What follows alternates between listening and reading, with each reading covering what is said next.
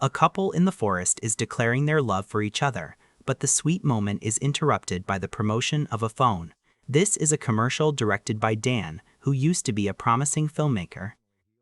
Unfortunately, he only got to direct one movie 8 years ago and has been stuck with commercials since then. During his break, Dan tells random coworkers that he'll go on a vacation with his wife to the family cabin on the weekend. He puts extra emphasis on the fact that his wife will go on a hike and how dangerous it is. After work, Dan gets in his car and makes a mysterious call to confirm that the plan is still on. On the passenger seat, there's a bag with a hacksaw, duct tape, and rope.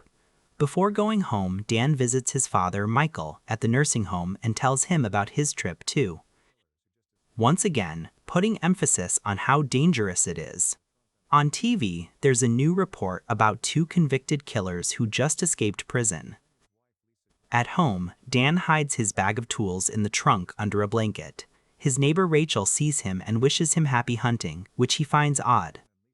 Then, his wife Lisa joins him in the car, and Dan announces very loudly that they're going hiking. Their relationship is tense, and they're clearly annoyed by each other. During the trip, Dan and Lisa keep throwing passive-aggressive comments and changing the music. Lisa is an aspiring actress, so she pulls out a play script to read and to avoid talking to her husband. When she insults the director of the play, Dan thinks it's an indirect insult toward him, and a new argument ensues.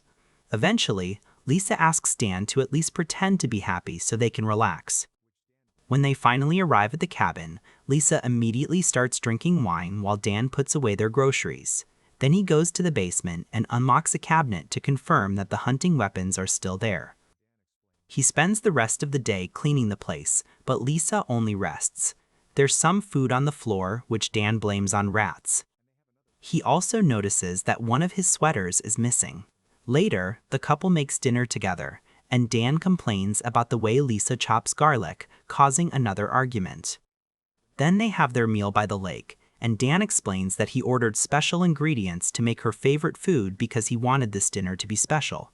However, Lisa points out that steak isn't her favorite food, and they have another small argument. After dinner, they play Scrabble, and Lisa gets annoyed because Dan uses weird words nobody knows. After a short argument, Lisa goes to bed. Dan copes by drinking by the lake. The next morning, Dan goes around the woods putting rocks in his bag. Once it's full, he hides it in the boat. Next, he takes out the tools from the trunk and gets them ready in the basement. After drinking to gain some bravery, Dan puts chloroform on a napkin and very slowly approaches Lisa. When he's about to attack, Lisa suddenly turns around and tases him in the chest, knocking him out. Moments later, Dan wakes up, tied to a chair and with wet pants because he peed on himself. Lisa asks about the chloroform and Dan pretends it's cleaning fluid, but then she asks about the tools and the rocks in the boat. He tries to come up with excuses, however, they sound stupid, and Lisa leaves the table. When Dan tries picking up the hacksaw with his mouth, the handle comes off. Lisa comes back with a gun and loads it before pointing it at him. She theorizes that he was planning to sedate her and tie her to the rocks to make her sink in the lake, but she doesn't understand what the saw is for. Dan explains that since bodies float, he was planning to chop her off and throw the pieces in the lake with the rocks. His story would be that she wandered off into the forest and never came back. After calling the plan dumb, Lisa wants to know why he wants to kill her. So, he reveals that he knows she's been cheating with him. Lisa points out that they haven't gotten naughty in 2 years, and the last time was only their hands. Dan snaps and says he stopped touching her because she always criticized everything he did, which made him feel small. He wants a wife, not to feel like he married his mom. This makes Lisa snap back, saying she wants a man and not a toddler who doesn't have their things together. She also reveals she came to this trip with a plan too. Yesterday, Lisa told Rachel that Dan would be hunting this weekend, punting emphasis on how dangerous it was. Their conversation was interrupted by Henry, an old friend of Dan who spent some time in prison. The couple helped him out by paying him to do some chores. In the present, Lisa explains that she planned to make Dan take her out hunting, pretend she tripped, and shoot him by accident. Dan thinks it would have never worked because she's a bad actress, and the police wouldn't have believed her. Lisa thinks they wouldn't have believed him either, so they start acting sad about each other's deaths to prove they can do it. Dan manages to cry first, so Lisa hits him in the face with the gun and considers shooting him now. At that moment, Henry appears behind her, so Dan keeps repeating, "It's hammer time," until Henry finally hits her with a hammer to knock her out. 5 days ago, Dan and Henry met in an amusement park so the noise would cover up their conversation. Henry agreed to help Dan get rid of Lisa's body for the right amount of money. So Dan explained that Lisa was insured for $100,000 and he'd give him half. Henry also asked to hang out more in a document detailing this deal, which of course Henry wouldn't give him. In the present, Lisa wakes up tied to a chair in the basement. She easily removes the tape on one arm, so Henry rushes to add more. Dan wants to know why Lisa wants to kill him, so she calls him controlling, weak, and insecure. He pushed her to quit her job where she was making real money to make her focus on acting, but he wouldn't even give her a role in his movie. All she wanted was love and support. But Dan lost all their money, the car, and the house. Even if she divorced him, she'd never get away from the debt.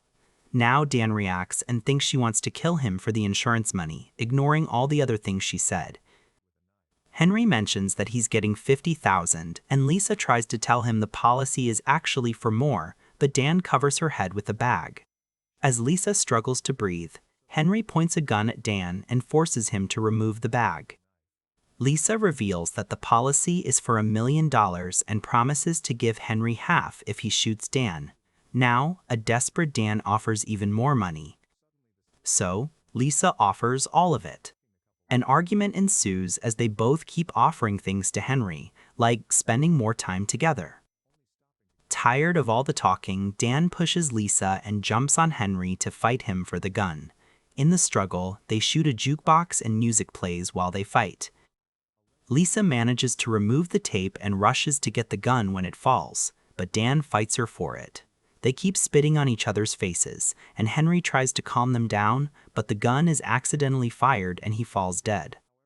Lisa and Dan argue over whose fault it is, and Dan realizes he has the gun now, so he hits Lisa before she runs away. Dan chases her to the kitchen and dodges a knife she throws at him. When he tries to shoot her, he's out of ammo, so he hits her with a gun to knock her down. While he reloads, Lisa stabs his foot with a knife, so Dan throws a pot in return. It breaks the window and falls outside, but it's still distracting enough for Dan to jump on Lisa and fight her for the gun. She pushes the table on his foot, so the resulting pain allows her to get the gun back. After Dan throws the knife, another chase begins. In the bedroom, Dan tackles Lisa and they fight over the gun again, this time accidentally shooting the ceiling. To their shock, they hear a scream. Suddenly, the ceiling breaks and 3 people fall through, knocking the couple out. 3 days ago, Algra, Pete, and Todd escaped from prison. They ran through the woods, only stopping to camp at night. Eventually, they found the cabin and easily got inside because the key was on top of the door. It was they who took clothes from the closet and ate the food, dirtying up the place. Algra and Pete got dirty on the table, while Todd watched TV right next to them. They agreed to stay in the cabin for a few days until everyone forgot about them, but when the couple arrived, they were forced to hide in the attic. Algra wanted to kill them in their sleep. However, Pete wanted to lie low. She had no choice but to relieve herself in a can. When they were bored, they played charades. The moment the couple shot at the ceiling, they hit Todd in the butt, causing him to jump around until the ceiling broke. In the present, the criminals have tied up Dan and Lisa to chairs in the basement. They've also wrapped Henry before getting rid of the body. To keep their victims dehumanized, Pete names them Ron and Hermione. He asks them if it felt good to kill Henry, but they insist it was an accident and start arguing even now. When Dan asks the criminals what they want, Pete explains that he and Todd were in prison for 7 years, and Algra was their corrections officer. Algra and Pete fell in love, so she helped them escape. Now Pete wants some money, but he found only a few bucks in their bullets. Lisa swears they don't have more because Dan isn't good with money, and they start arguing again. Then Alger freed Dan, saying that they'll play a game she and the other guards played in prison. Two prisoners were thrown in the laundry room and had to struggle in a circle to see who could overpower the other first to do the naughty. The giver got cigarettes. The receiver only got done. Todd draws a circle on the basement floor and Dan is thrown into it. The men start wrestling and Dan manages to hit Todd and his gunshot wound, allowing him to run out of the circle. The criminals quickly capture him and throw him on the pool table where they lower his pants. When Todd is about to take advantage of Dan, Pete stops him and asks about the movie poster on the wall. Dan reveals that it's the film he directed, and Pete gets very excited because he loves that movie. Pete shares that he watched it multiple times in prison and complains about the ending. So Dan explains that the executives forced him to change it. After Pete compliments Dan's directing skills, he tells Todd to go ahead. However, Todd's groin isn't waking up and he throws Dan back in the circle. Alger gets ready to shoot him, so Lisa yells that she has $50,000 in a private account. She swears they can have it all in the morning when the bank opens. The criminals take the deal and tie the couple up for the night. Later, Alger removes the bullet from Todd's butt. Then they make a plan to kill the couple after getting the money and to reach the border without getting caught. Pete wants to get rid of the car after killing the couple, but Alger sees it as a personal dig and argues with him until she leaves the room. In the basement, Lisa remembers how much in love she used to be with Dan and wonders how they got here. She realizes she secretly wanted Dan to learn about her affair because she wanted him to fight for their relationship, and she apologizes. Dan doesn't answer. Instead, he kicks the net in the pool table to make a ball fall. Then he screams until Todd comes to the basement, and Dan tells him he has to go to the bathroom. Before untying him, Todd squeezes Dan's groin as a warning. When he guides him to the bathroom, he first removes the lid from the toilet to avoid an attack. While Dan does his thing, Todd teases a terrified Lisa with the "I'm not touching you" game. Soon, Dan comes out and Todd notices that one of his feet is bare. Dan hits him with the pool ball that he's hidden in his sock to knock him out. Afterward, Dan gives Todd's knife to Lisa and sneaks upstairs where Pete is apologizing to Algra and she asks to get naughty again. Soon, Lisa frees herself and goes upstairs as well. When Todd takes too long, Pete and Algra go to the basement and wake him up. At that moment, Lisa runs outside and the noise alerts the criminals who immediately come after her. The group splits to look for the couple, so Lisa takes the chance to check the car. Unfortunately, the keys aren't there, so she has to go back inside to look for them. At the same time, Todd's flashlight runs out of batteries and returns to the house too. So, he catches Lisa red-handed. He makes her drop the knife and takes the boat keys before announcing that the deal is over. As Dan slowly approaches, a desperate Lisa tells Todd that she's pregnant and she didn't say anything before because Dan isn't the father. Todd doesn't believe her and is about to shoot her anyway, so Dan jumps on him and stabs him in the shoulder with a figurine. The gun falls, and the resulting gunshot alerts Algra and Pete. Then, Todd punches Dan and throws the figurine at his head, making him fall. Dan reaches for the gun and Todd fights him for it, so Lisa appears behind him to bite a piece of his ear off. Todd pushes her and Dan grabs the gun, but Todd moves fast and attacks him again, disarming him before hitting him a few times and throwing him into the pantry. Todd also throws Lisa into a cabinet, so she grabs the bleach bottle and sprays his eyes. Then, Lisa breaks a jar on his head and rubs his face on the broken glass before kicking him a few times. Todd catches her leg and picks her up to throw her on the table. Next, he takes some cables from a lamp and starts choking her, but he stops when he sees Dan run to the gun. While the men fight again, Lisa runs to get a knife and stabs Todd in the back. His muscles are so thick that he isn't bothered at all, so Lisa grabs more knives and stabs him multiple times. When Todd finally turns around to go after her, Dan stabs his head with a figurine.